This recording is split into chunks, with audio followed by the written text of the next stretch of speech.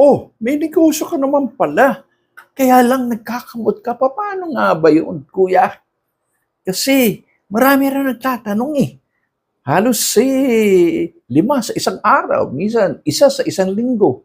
Iba naman daw nag-i-email, nagti-text, nagtatanong sa mga tao natin. Bakit nga ba? Sagutin ko yan.